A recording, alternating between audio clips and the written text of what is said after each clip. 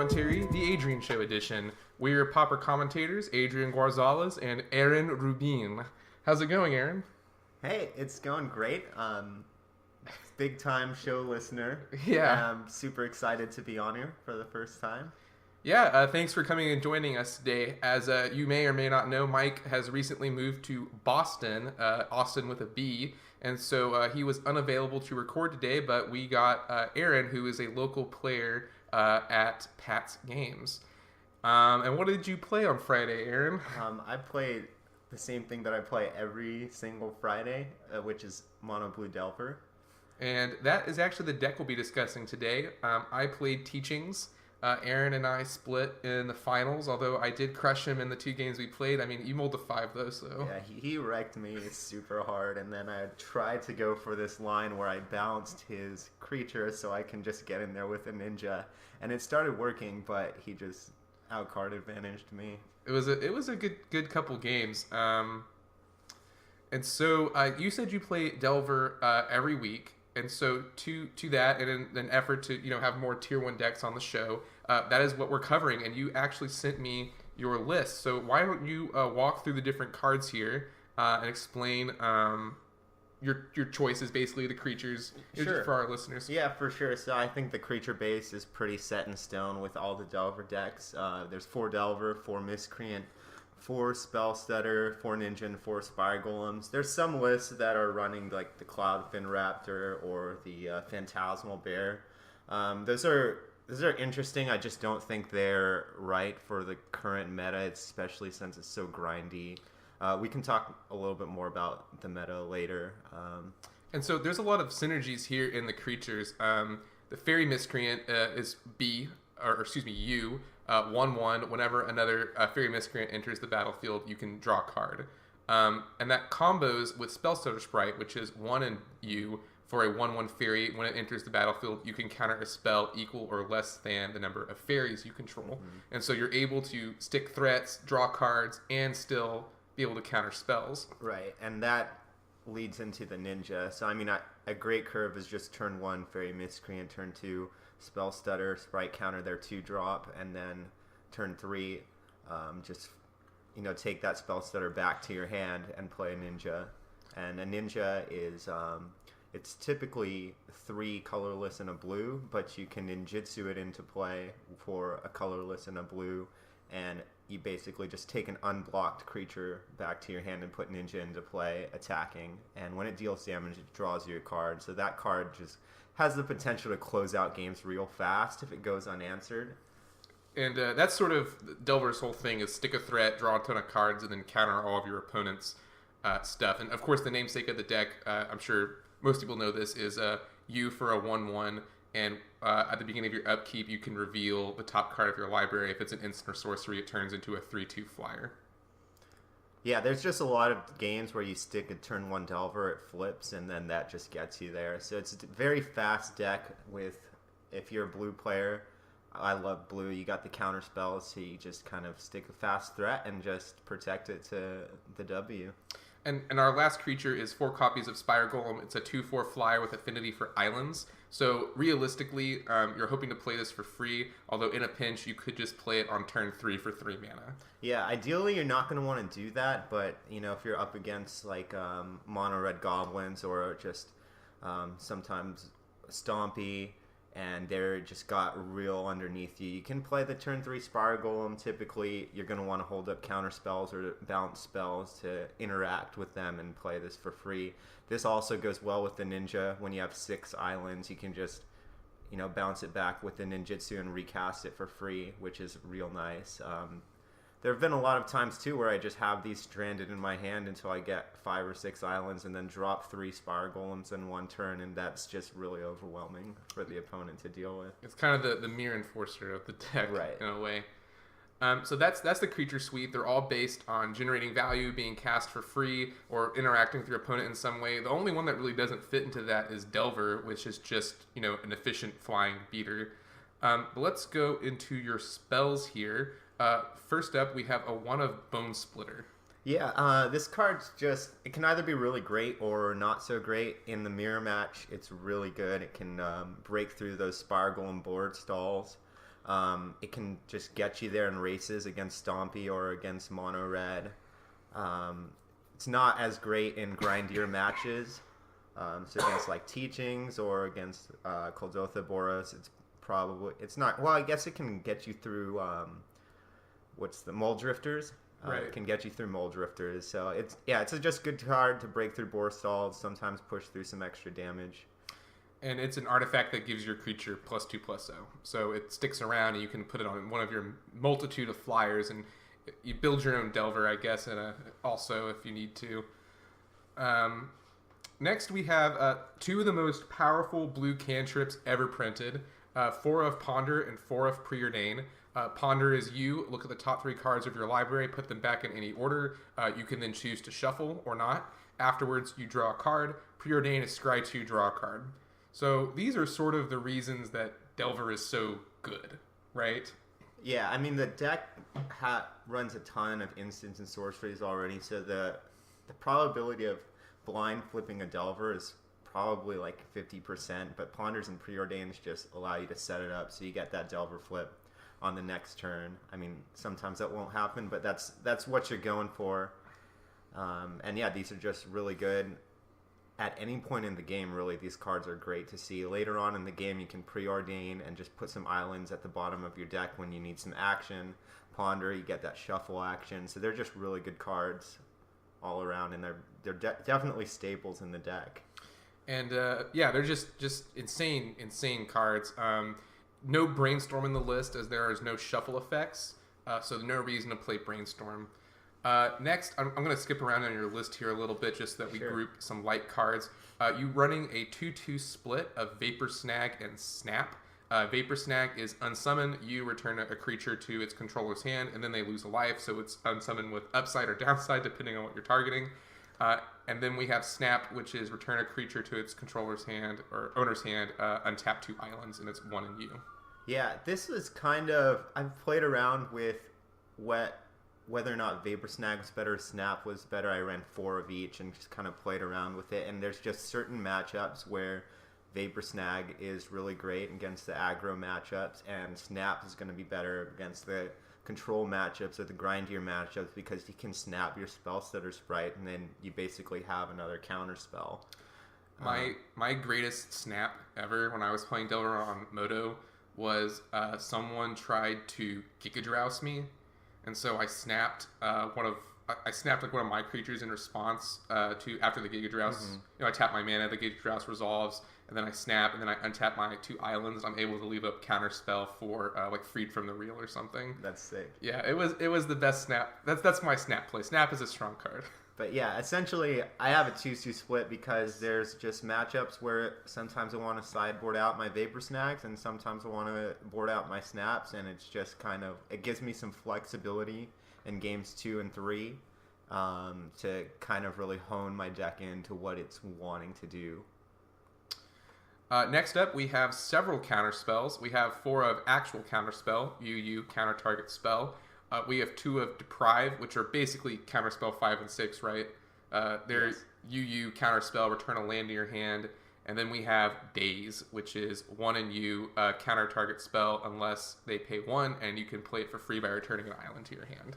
Yeah, especially in the current meta, I really feel like you just want more counter spells.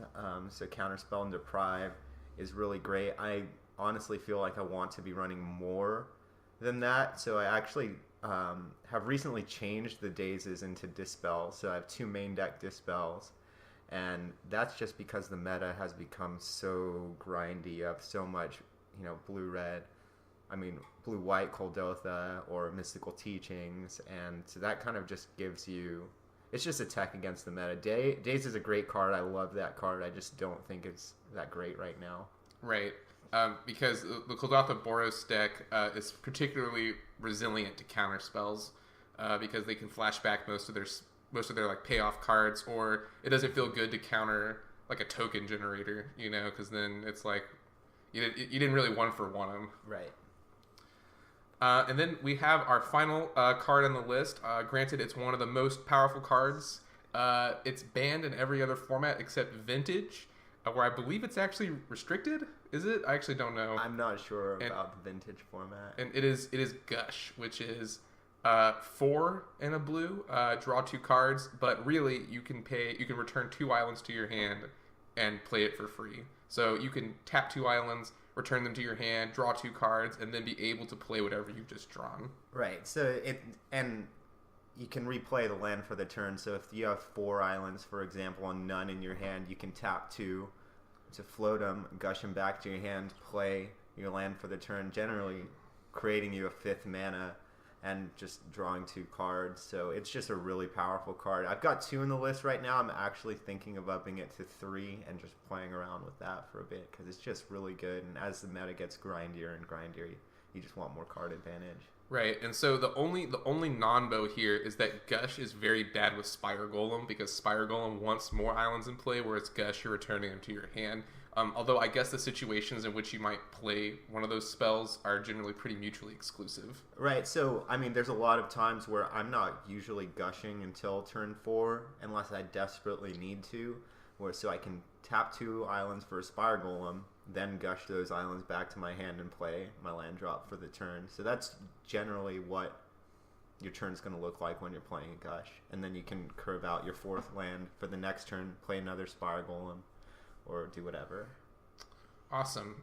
So that is our 60 cards in the main. There are also 17 islands. You get to run away with a little bit less because your spells are so cheap. I mean, the most expensive one is probably the Spire, like just in terms of raw mana cost, is probably Spire Golem, but there's so many of these have alternate casting costs, or in the case of Ninja, you can use it as an activated ability. So really, realistically, your most expensive card is 3 because of Spire Golem, right? Yeah, so it's a pretty lean deck, and you just have 4 Ponders, 4 Preordains, you've got Ninjutsu to draw you cards, so it's pretty easy to find your islands. And there's been a ton of times where I just keep a 1-lander, so I can, 1-drop my Delver and then turn 2 Ponder or Preordain to find an island and set up the flip. And so there's just a lot of great ways to dig and find those islands. The Spire Golems definitely require you to run more. I've seen some lists that run the Phantasmal Bear in place of Spire Golems, and they usually cut down to like 15 islands or so they can just run more action. Yeah. You're making me really want to play this deck and have you be sort of my Delver sensei. It's a great deck. Because it's definitely my least explored tier 1 deck just in terms of like me playing, and it's because I'm not very good with it. I really think it's one of those decks that the power of it grows exponentially with your skill. So if you just put in a lot of reps, I think it's a very powerful deck. And I've just been talking to a lot of people at PATS who are just like, yeah, I really feel like this is supposed to be a matchup that beats Delver, and they're just losing. And it's just because Delver is a very flexible deck that if you don't know how to play against it right, it's just going to get you. Yeah, and it's also, I mean, it used to be sort of the king of the format before pre-Drake. Now Kuldotha Boros is sort of jockeying for that spot. I'm sorry, we're skipping ahead a little here into sort of the meta-analysis of Delver. But it's just such a strong deck, and I think we'll just take a quick detour to your sideboard to see how you've decided to tech against the Pats meta specifically. Let's start with the 2 annuls in your sideboard. Yeah, the 2 annuls is just really a concession to affinity. There's not a lot of affinity at the Pats game meta, so I was running 3 for a while just because Adrian was the only one running affinity, but since he has switched over to Kuldotha Boros, I've pulled out another annul and added a 3rd Stormbound Geist because there's a ton of blue-black teachings, and so that card just puts in a ton of work. I want to say I heard that on Mike's last week, which I actually missed 2 weeks ago. I want to say I heard that there were like 4 or 5 blue-black control decks. Yes, I think there were 9 players total. I was on Delver. There was someone else on Elves. And I think there was 5 or 6 blue-black teachings. And this card is just so good against them because it's UU1 for a 2/2 with Undying. It can only block flyers, but generally that's like not really a big concern, right? But yeah, it's especially against that matchup. It's not on blocking duty by any means. It's just trying to swing in, and they just have a ton of removal spells. So this is a great card to kind of get back at that. Yeah. I think we'll just go in order here. One of your more interesting choices is that you're running 4 coral nets. Yep, I'm a big coral net fan, and mono green Stompy it's not a terrible matchup, but it is tough for Delver. So this is kind of my concession to that. Really, you want to slow their deck down as much as possible, because once you start sticking your Spire Golems is when you turn the corner. This is very much a matchup where you're playing the control and they're playing the aggressor. Right. So once you get your Spire Golems down, you can start blocking their 2/2 creatures. So Coral Net either makes them, slow down their voltage state or discard their hand. Yeah, and so Coral Net is you for an enchantment that enchants a green or white creature, and if they can choose to discard a card, I believe, at their upkeep, and if they do not, they have to sacrifice the creature. So it is pretty powerful against them. Next, we have 3 Hydro Blast, which is just a format staple. Right, especially right now with the blue-red Kodotha. I mean, I was always running 3 Hydro Blasts, just because there's mono red. There's a ton of red in the format. Lightning Bolt's a great card, and so this is just, to deal with that. It also really helps against the more aggressive decks. Like, I imagine your deck just poops on burn because of all your counters, and it's like a 90% win rate against burn. It can't be that good. Next, we have a 1 Echoing Truth. Is that also for Kodotha tokens? Yeah, this is for Kodotha tokens. I don't know how good it is. It's kind of just what I've been playing around with. It's also just good in the aggro matchups, but there are not a lot of those at the Pats meta, so this card might be coming out for something else. The dream is they go like, what's that card called? I play so many of them. The 4-mana token producer. I know, I'm like... Battle Screech. Yes, Battle right Screech. my tongue. They go Battle Screech, flashback Battle Screech, and you answer by Echoing Truthing all the tokens back to their hands. So they've tapped out their whole turn. They've created that you've won for 1 of them effectively, and you've set them back pretty far behind on their flyer count. Well, yeah, even better than that is if they, you kind of hold back that Echoing Truth until they're really putting the pressure on you, and if they play that instant Rally the Peasants, that's kind of when you want to be responding to their tokens. So you're fine to take a couple damage here and there from the tokens and just really leveraging your life total as a resource, and then try and blow them out with that Echoing Truth. Yeah. But what I'm finding is it's still just a 1-for-1. And so it's not going to be great, and it allows them to kind of block your miscreants or your spell stutters, and it makes it really hard to ninjutsu your creatures in when they have just 4/1/1 flyers to block. So, yeah, I don't know.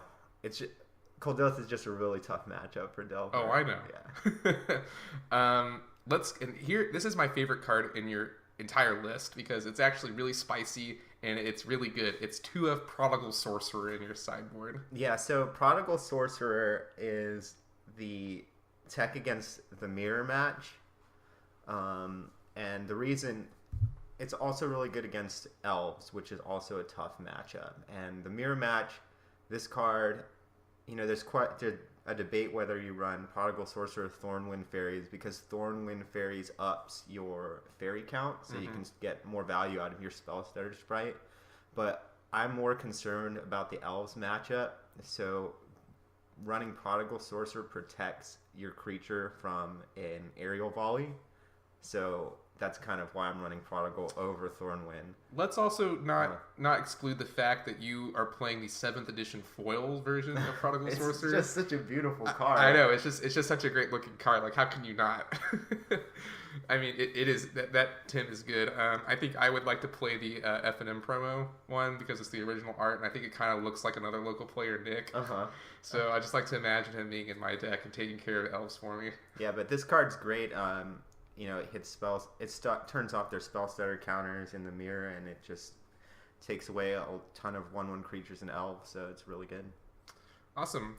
So we sort of touched on this earlier, but actually, before we move on, let's just go over the crossover cards. I actually don't have a dollar value assigned here, but the big crossover cards are Ponder, Preordain, Counterspell, and those cards are pretty much like the must-have blue cards of the format, right? Like any deck can play those.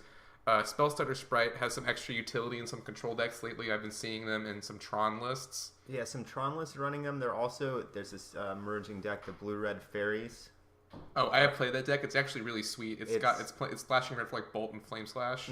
That deck's actually a lot of fun. It also runs ninjas, so it's just kind of like it's taken the Drake shell and taken out the Drake combo piece to run miscreant spell setters and ninjas. So it's running like just a slower version of Delver, but you get access to a lot more removal. And then, of course, the 3 Hydro Blasts in the board are a little pricey, but that's just, we've said it on the show before, that's a card that you should just own if you're planning on playing Pauper. It's one of the, probably the best investments you can make, it in Pyroblast. So let's go ahead and discuss Delver's role in the meta. It's sort of a fish-style deck, and by that I mean stick a threat, protect it, generate card advantage, but it's also sort of focused, in the past at least, it was the most dominant deck, and it's also sort of the police of the format. Would you agree with that? I mean, I definitely think if you are trying to brew a deck and you can't beat Delver, then you shouldn't be running that deck. Right. If that's what you mean by kind of the police. It's just really popular, and it's very flexible, and it has a lot of answers. I guess there's not really like a huge like degenerate combo. Like it's not playing Force of Will to stop like shenanigans, but it's definitely a deck that you have to respect when you're and think about when you're brewing. Yeah, it's definitely very fast, and the counter spells allow you to just deal with any weird, unexpected shenanigans that a brew might be having. So yeah, I guess in that sense, it is kind of it's kind of like the check: is my deck going to be raw good in this meta? And if you can't beat Delver, it's probably not going to get you there. And that's really the greatest thing about Delver is that really no matter what shape the meta takes, even with Drake, even when Drake was super dominant, Delver was still a fine deck against the rest of the field. And it still is fine now. And so it's just a deck that's always going to be a contender for the top slot just because it's so flexible and its creatures and counters are so good. Yeah, it's definitely a great card, and its role in the meta right now has been... The meta has just been changing so rapidly on Moto right now. So, I mean, there was the surge of the white-red Kuldotha, and that just shuts Delver down. It's just like, unless they stumble, you can't win that matchup. It's just really tough, even with, adding the main deck Dispels and adding the third Stormbound. It's just a really tough matchup. And so Delver was not great for a while, and for a while I was running the blue-red fairies as kind of a concession to this mid-range meta. But since then, other people have started running a lot of teachings. Teaching has seen a huge uptick in the meta, and that's because it's going to out late game this mid-range deck. And as a response to that, Tron has become really popular now. So these are like the 3 big decks, and Delver has a great matchup against Teachings and against Tron. So it's kind of like it went down, and now it's come back as the response to the meta is going to a more control-oriented. It beats the decks that beat Kuldotha Boros. Right. I like that. And actually, I have played both. I've played the Tron deck. The Tron deck is sweet if you haven't played it yet, by the way. I have played it. It's scary.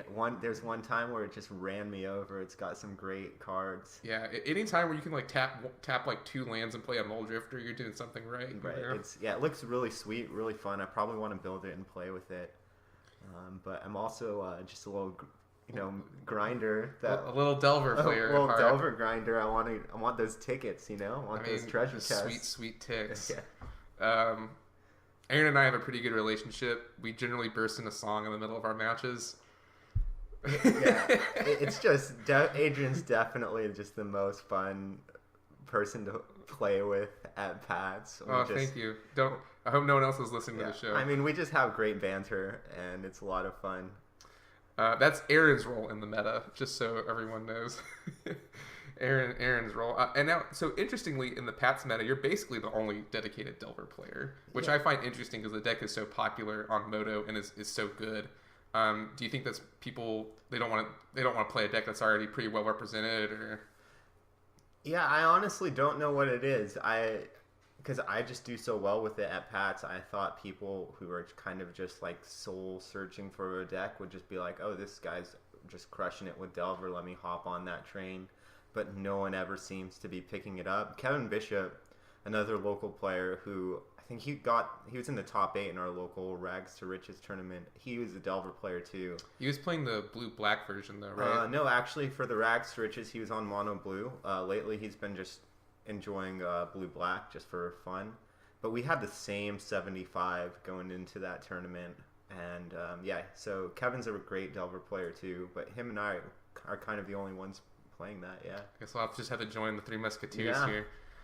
So let's go ahead and go to the maybe board, which is typically cards that we think the deck could play, flex slots, and so Delver actually has kind of a lot of them. We have 1, 2, 3, 4, 5, 6, 7, 8, 9 cards here on the maybe board today, and granted some of these are comparisons, but let's start with the first one, which is Echoing Truth.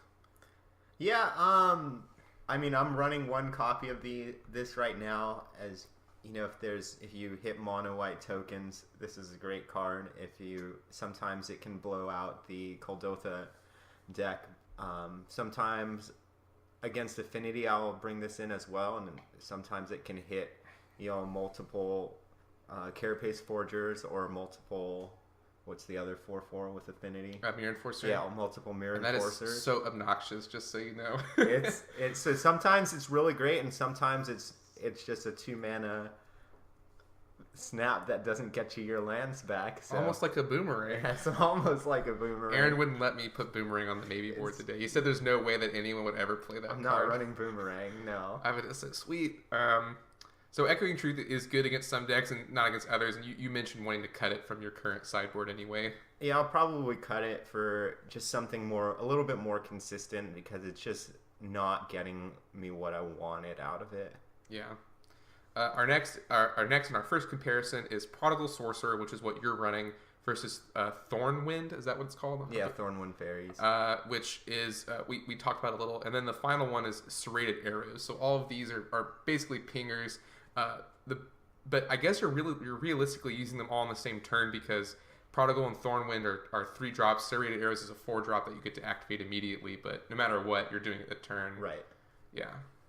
Yeah, so, I mean, Serrated Arrows is probably better against well, actually, I don't even know anymore, because the white-red, I keep calling it blue-red, Kuldotha, it can just bounce its creatures back after you put -1/-1 counters on it. So Serrated Arrows just doesn't seem that great to me. It's also so slow. It's very slow. So really, like, these cards are just taking out 1/1s at the end of the day. And so, like I said before, Prodigal versus Thornwind. If you're running Thornwind, it's going to be better in the mirror match because it ups your fairy count. Prodigal is going to be better against elves, because if you're running Thornwind, then that card is susceptible to getting aerial volleyed. And Prodigal Sorcerer is just kind of protected from that. So that's why I'm running the Prodigal, just because I'm more concerned with green. And I think the incremental value of upping that fairy count in the Delver match is not that high. And Serrated Arrows it's great, but it's just, you only get three uses out of it. And then 3 and you're done. Mm-hmm. So yeah, that's a pretty good comparison of those 3 cards. Really, it sounds like it's up to the meta. If you're playing and it's like all Delver, then you should bring in Thornwind. And if you're playing and it's more elves, or just if you don't really know, Prodigal sounds better. And right. Serrated Arrows sounds like it might be a little bit too slow for the format now. That's what I think, yes. But it used to be a very popular sideboard card. Next up, we have another comparison. We have Coral Net, which is what you're running, versus Narcolepsy versus Curse of Chains. And so Narcolepsy and Curse of Chains are actually very similar. Narcolepsy is you and 1, and I might get these mixed up, so correct me if I'm wrong. You tap the permanent and it doesn't untap. And Curse of Chains is a hybrid UW1. You tap it at the beginning of each upkeep. That's correct. So theoretically, so they are a little bit different. Yeah, so I think Narcolepsy and Curse of Chains I think they're really good, but right now against like Kuldotha Boros, right, they can just bounce their creatures back, and then you've just lost a card against them. So really what Narcolepsy and Curse of Chains is good against is Grimog Angler. And I'm not really concerned about Grimog Angler right now. I'd rather have the versatility to bring in Coral Nets against green, against white, and if you Coral Net, there's Core Skyfisher, if they're going to bounce it back, they first have to discard a card. So at least you're getting a little bit of value out of that card before it gets ditched. So yeah, I think it's just a better tech for the current meta. Yeah, that's a good call. Like we said, Delver very flexible, so any of these is a correct choice. It just depends largely on your meta. The next card here is Una's Grace, which is actually in a list I was looking at before I asked for your 75. Why would you want to play Una's Grace, which is it you draw a card, retrace? It's, 2 colorless and a blue, and it's just draw a card with retrace. So for a while I just thought this wasn't a good card, but as the meta gets slower and slower, and this just gives you something to do with those extra lands. It's also an instant, so you can end of turn Una's Grace, untap your land. So that gives you a little bit more flexibility with the card, and it gives you something to do with those extra lands as it goes into, the grindier late states in the game. I definitely want to try one in my list, but I'm not too sure, so that's why it's on the maybe list here today. On the maybe board. What do you think of, in sort of the same vein, Whispers of the Muse, which is similar? It's you draw a card, but it has buyback. So you can cycle it if you need to. Is it just too much mana? What is the buyback cost? I want to say it's like 5. It's something kind of high. That's probably going to be too high. And then if you get it countered, like you just lost your engine. That's true. Whereas Una's Grace, like if they counter it, they just countered a 3-mana land, and you draw another land later on, and you still get it. So yeah, it is buyback. Yeah, so it's probably just a little too costly for me. And then your final card here on the maybe board is a card that's not a maybe in a lot of decks. It is Relic of Progenitus. Yeah, typically you haven't seen Delver decks run this, but now I think it's a definite yes. And I'm going to probably put 1 to 2 copies in my list. It's just a really good card. Bring in against Teachings or against Tron, because they've got the Pulse of Marasa, which is just really relevant right now in the meta. So it's great tech against those decks. And when I've been playing, probably not in Delver, but when I've been playing my Blue-Red Fairies list, it feels great to just like bring it in against Stompy or against a Delver Mirror, and bolt their Stormbound or bolt their Young Wolf, and then pop the Relic, and then they don't get that value back off the card. So yeah, it's just a great card right now. Yeah, I think all of my decks typically run at least 1 in the sideboard, but I'm playing more artifact oriented decks, so that might be the reason for that. It's also like some incremental value there. But it's a great card. Just very versatile. Also really good probably in our local meta, because there's so many Tortex players, or at least it feels like there's a lot of Tortex players. Yeah, Tortured Existence is we got a lot of brewers in our meta who just like to play cool things. So there's a couple Tortured Existence players. One of my good friends is Nick Marino, has been playing an Exhume deck. The turbo one, right? the red-black turbo. Red-black turbo Exhume. Not the greatest deck, but if it has the potential to go off turn 1, turn 2, and that can be pretty cool. So I actually played against that list online, not with Delver, but with, I think, the Tron deck, and I brought in Hydroblast, and Hydroblasting a Cathartic Reunion feels so good. Yeah. It's awesome. So for our next topic, we typically like to ask a few interview questions of our guests.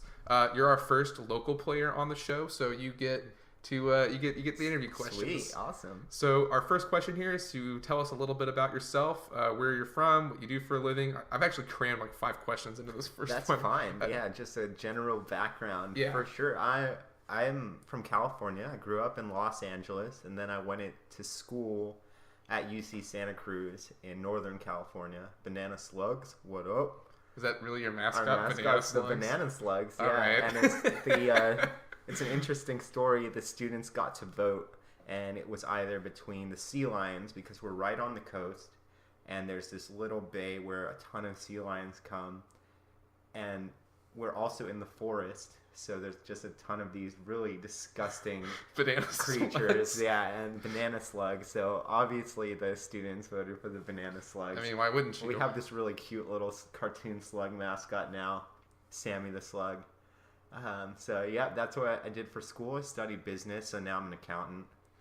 which is not the most exciting job, but it definitely allows me to enjoy what I do during my free time, which is, well, play Magic. I'm also an improviser. I do a lot of local improv comedy here at the Hideout Theater.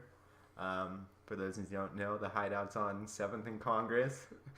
He has a show coming in February. I've got a show coming up in February, so you guys should check that out if you like supporting local theater, or if you like to laugh. And I was a theater major, right? Yeah, Yeah. I think I told you that. So we did bond over that. You've done some improv yourself, that's right?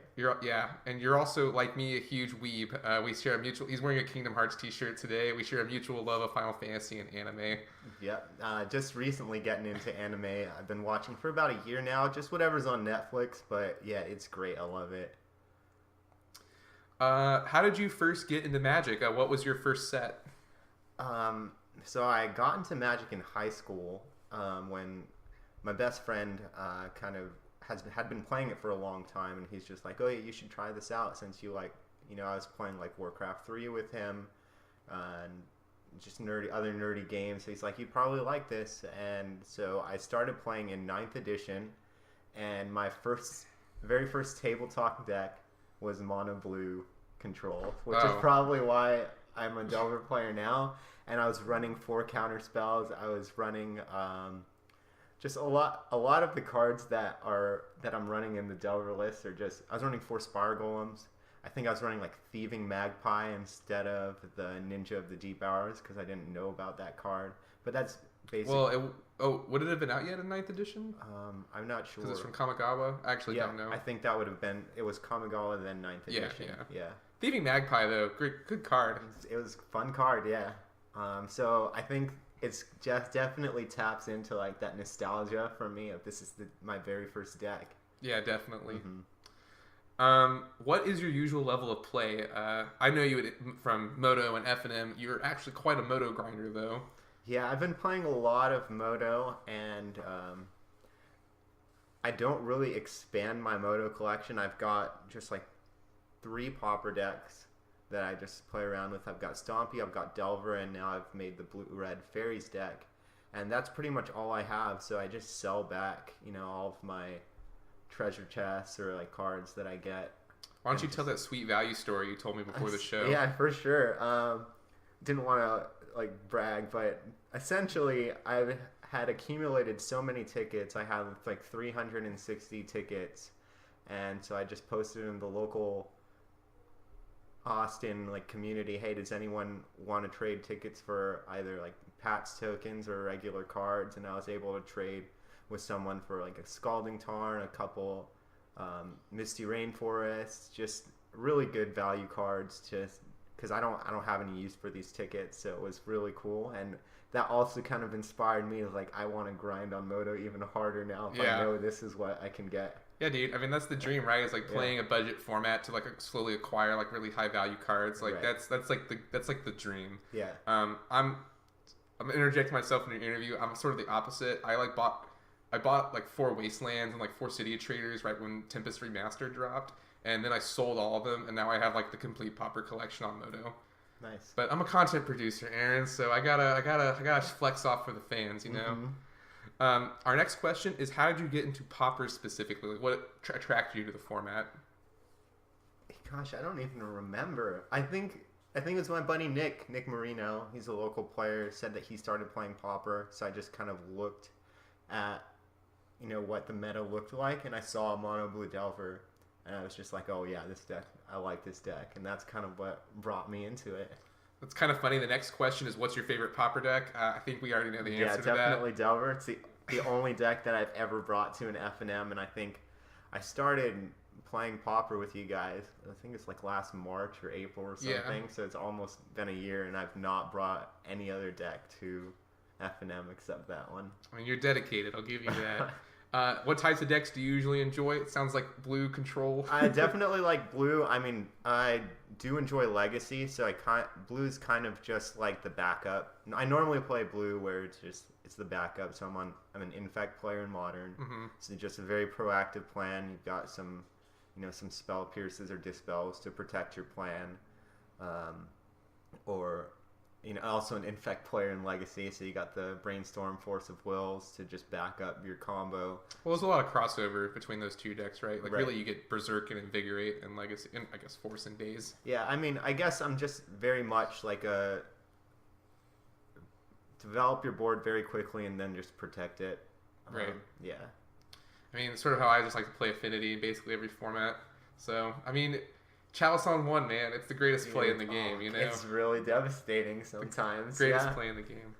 So this is actually a big question. The next one here. What basic lands do you run? I run all foil copies of the Battle for Zendikar full arts by Noah Bradley. It's the Shore, right? Yeah, it's the Shore. And yeah, it's just a beautiful card, and I've got 17 foil copies of it in my Delver deck. So I'm gonna break this down. You get minus points for Battle for Zendikar full art, but plus for knowing the artist, plus for foil, and plus for having all the same kind. So I guess it's a net positive in the end. I mean, if I could run any island, it would be the Arena Foil Islands, but I think those are like $25 each or something like that. Which one? The Urza's ones? I forget. Because there's a couple different ones. It's got like the old original art on it. I forget. Oh, those aren't the Urza ones. You mean like the beta alpha artwork with accepted foil? Yeah. Well, I mean, that's the next thing to work towards, right? I mean, I already worked so hard on these Zendikar ones. How much are these Zendikar ones? At the time, they were like $10 each. Now they've gone down in value. So they're probably like $5 or $6 each. Yeah, whatever. What is your favorite play that you've made? It can be your best play or your worst play. Just like, what were you like, man, that was solid? Yeah, so there's a couple. I'll say one just because this one isn't super great, but I wanted to mention this interaction in the podcast, and I just forgot. So I think it was very late in a game, and I was up against, I think, like Blue-Black Teachings, and I had 2 ninjas in my hand, and he had 2 cards. We were just playing off the top. At that point, I didn't have any creatures, and so I think I drew a Fairy Miscreant, so I played it, and he just draws and passes the turn. So I swing with the Miscreant, and then I ninjutsu in my ninja, and he goes for a kill spell, and then I ninjutsu in my second ninja, essentially blanking his kill spell. I mean, that's pretty sweet. Yeah, it's pretty sweet. It felt great. But yeah, Double Ninja had some cool interactions. I forgot to mention that in the podcast. I wanted to bring that up now.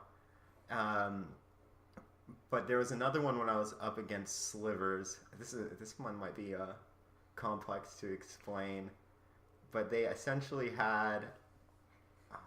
It's not worth. It's not worth getting into. Maybe one day we'll have like a written report of it, like a story problem. Like, hi, I'm Aaron, and this is my word problem. Yeah, your opponent's on Slivers. It was just very much like blocking his lord. So then his next lord, putting lethal on one of the lords. So then his next lord has 1 less, and dealing 1 less lethal to that lord, so it dies, and then dealing 2 less lethal to his other lord. So then that one will die. I mean, that's pretty good. Yeah, it was just a really big cascading effect to wipe both of our boards. But I mean, in that matchup, I mean, yeah, it's acceptable to trade for Slivers lords. Right.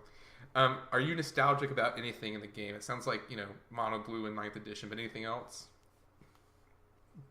I think that's probably it. It's just this was kind of the deck that I was running in tabletop. Obviously, it's like a leaner, more competitive version, but it definitely taps into just that tabletop fun that I was having as a child. I don't think there's any really other nostalgia besides that. That's fair. And so our last question, and this is an important one. What uncommon would you like to see downshifted to a common? And it can be anything. It can be Skull Clamp if you really want. This is a tough question. Yeah. Is there a blue card that you think would be particular? Is it Force of Will? It could be Force of Will. No, I don't want to see Force of Will in the Pauper meta. That would just make things. It would just make things nuts, man. Yeah. But is there like a blue card maybe that maybe you want to play in Delver that you can't currently play? I'm trying to think. It's just so hard to. Oh man, I'm gonna have to pass on this. Gonna pass. It's cool. All right, cool. so for the last It's couple only the minutes most here, important we're question going on to the discuss. list. I'm sorry, We're I just plans don't know. for a It's variety not a of big deal. matchups. Do Yeah, not worry cool. about it. Can you pull up the list just so I can Oh, yeah. kind of look at that while we talk about it? And yeah, I'll just go over like the various decks and the meta. Feel free to chime in whenever. All right, so here we are. The first one you have on your list there is Teachings. Yeah, so Teachings I think is just generally a really good matchup. The Alchemy, there's like a newer Alchemy list out there which has a slightly better matchup than traditional Teachings, but it's still pretty favorable for Delver. Game 1, you're really trying to just run away with a ninja, and game 2 and 3, it's more reliant on your Spire Golems. I'll definitely bring in 3 Stormbound Geists here, and I will probably pull out 2 Vapor Snags, and I know probably like a Ponder or something. Just 3 Stormbound Geists are really good in that matchup. Vapor Snags aren't good unless they're running like Grimog Angler, but even then I think I can deal with that. I'm going to go out on a limb here. You know what card would be really, really good against the creatureless versions of this deck that want to win with Curse of the Bloody Tome? What card? Boomerang. Oh. You just bounce back to their hand, Yeah, Aaron. you don't need the boomerang. I know. To win. I'm just trolling you now. I don't know. I've gotten Curse of the Bloody Tome stuck down on me a couple times, and then you just really shift gears and say, okay, I'm going aggro plan. And this is also a matchup where your main deck Dispels are probably better than your main deck Dazes. Absolutely, yeah. So the fact that this list is kind of seeing an uptick in the meta is really good for Delver.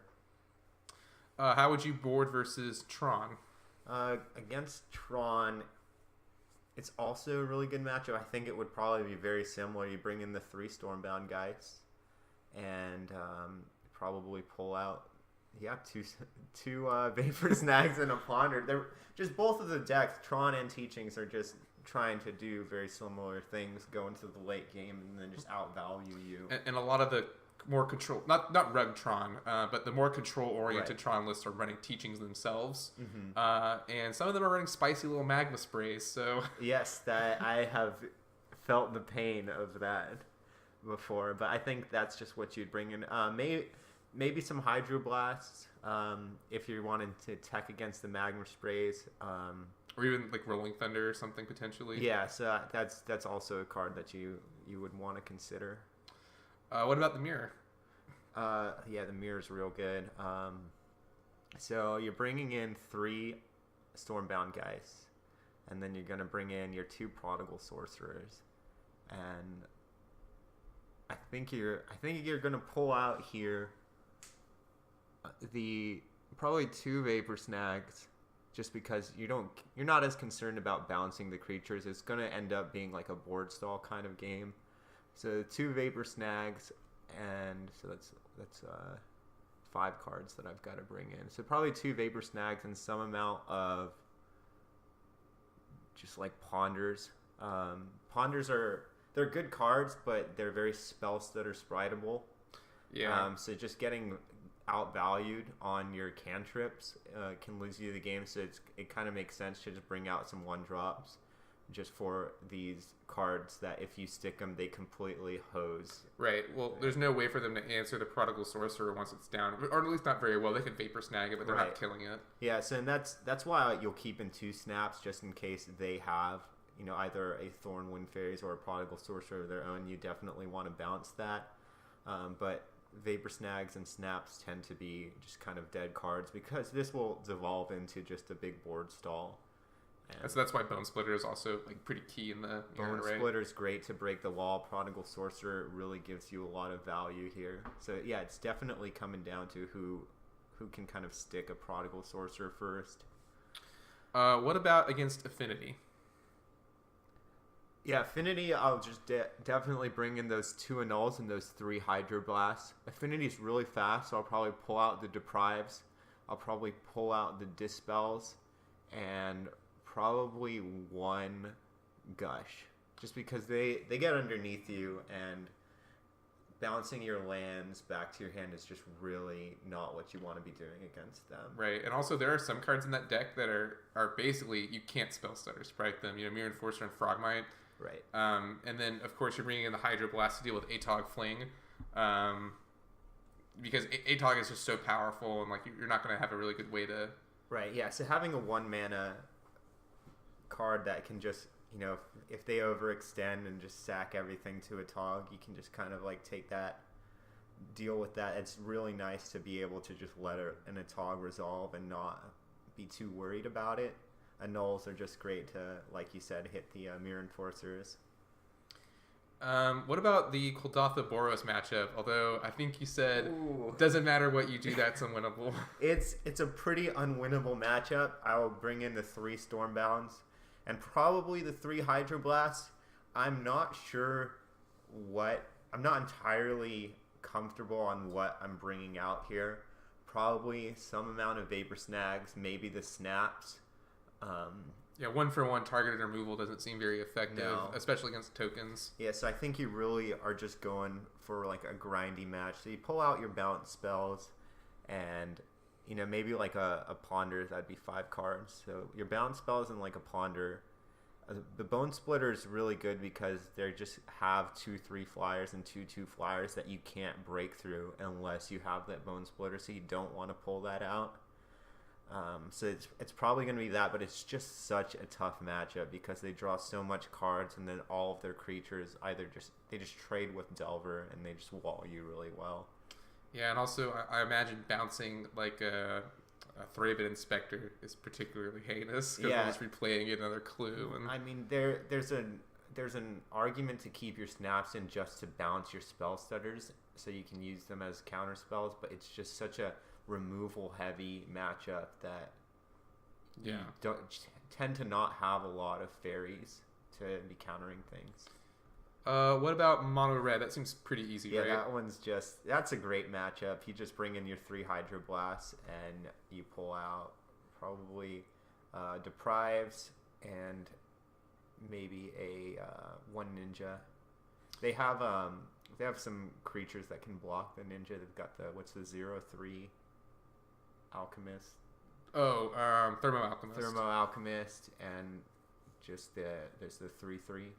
Okay, so this is like a burn list. Yeah. So my mind actually went to mono red heroic first.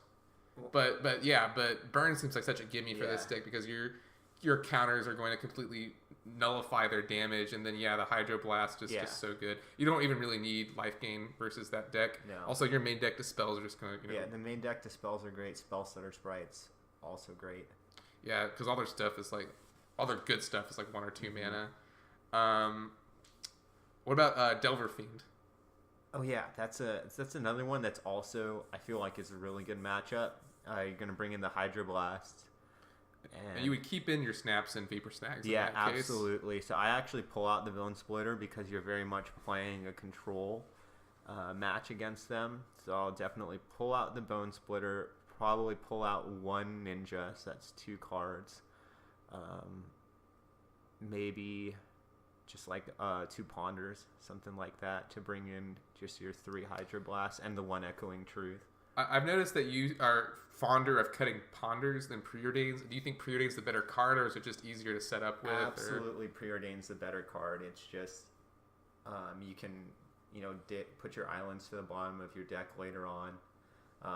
You can I just feel like it gives you more options than Ponder does. Sometimes Ponder can really just it doesn't feel great to shuffle, and sometimes it's just kind of how you can get Brainstorm locked into cards you don't want. You can get Ponder locked. And in other formats, and I guess kind of in this one, what you could do is you could Ponder, take the best card, and then shuffle the other 2 away. But that's not the case in Pauper, and especially not in your mono blue list. Right. So yeah, Ponder just doesn't feel quite as good as Preordain does. What about for Elves? Prodigal Sorcerer, definitely. Yeah, so you're going to bring in 4 Coral Nets and 2 Prodigal Sorcerers here, and Elves is just a really fast matchup, so kind of like Affinity, bouncing your islands back to your hand is not what you're going to want to be doing. So I bring out the 2 Debrives, the 2 Gushes, and the 2 Dispels. they just right, don't Dispel's have, like useless. Right. So, and against this matchup, I found the only way you can really win is if you get a turn 1 Delver that flips on turn 2. So would you mulligan pretty aggressively to that? I mulligan very aggressively to get that Delver, yeah. And what about everyone's Fallen King mono black control? Was that already an easy matchup for you because of their edict style removal package? It was actually about a 50-50 matchup because of the Kumbaj Witches. Oh, right. I totally forgot about that card. Yeah, that card just can win games by themselves. I mean, it's their main deck, 2-mana Prodigal Sorcerers. Right, so it's just that card just can deal with Delver really well. But if they don't have that, yeah, you can definitely get through it. And I think you're just bringing in the Stormbound Geists here. Probably pulling out the Dispels because they don't have that much instant speed interaction. And probably like a Vapor Snag.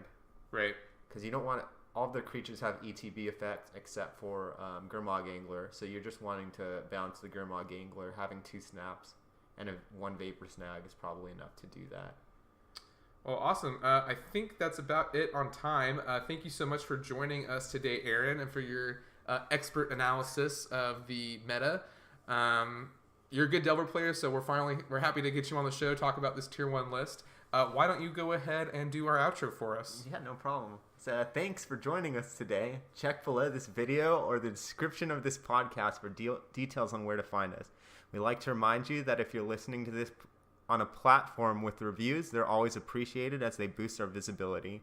If you've got a deck list or idea for a topic, feel free to contact us via our website or by emailing us directly at colorcommentary, that's COMMON Terry, @gmail.com. Special thanks to Pat Games and L. He composes our theme music. He composes the theme music. Till next week, this is Adrian and Aaron signing off for Color Commentary.